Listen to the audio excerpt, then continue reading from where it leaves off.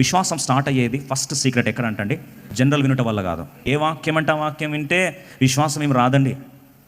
ఇంకా చెప్పాలంటే సాతాను మాట్లాడేది కూడా దేని ద్వారా మాట్లాడుతుంది? వాక్యము కోట్ చేసే మాట్లాడుతుంది. శతాధిపతి యేసును గూర్చి విని. Faith begins by faith in person of Jesus Christ alone. అద్భుతాల గురించి నువ్వు ఎవరికైనా చెప్తే విశ్వాసం రాదు. యేసు ప్రభును గూర్చిన వార్తకు వెలుపల నువ్వు ఎన్నన్నా మర్మాలు చెప్పు, పాత నిబంధన కొత్త నిబంధన ఆది కాండం నుంచి ప్రకటన దాకా ఎన్ని మర్మాలు చెప్పినా యేసు ప్రభు కల్వరి శిలువ మరణ భూస్థాపన పునరుద్ధాన సువార్తకు వెలుపల నువ్వేం చెప్పినా అది విశ్వాసంలోకి మార్చబడదు. వినుట వలన విశ్వాసము. రోమా 10:17 రాస్తుంది. అది దేని గురించి వినాలి?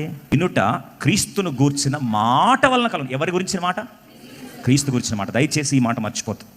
క్రీస్తును గురించిన మాట లేకుండా నువ్వు ఎన్ని వాక్యాలు విన్నా, ఆయన సువార్త లేకుండా నువ్వు ఎన్ని విన్నా, out side the person of Jesus Christ you cannot have the foundation of faith.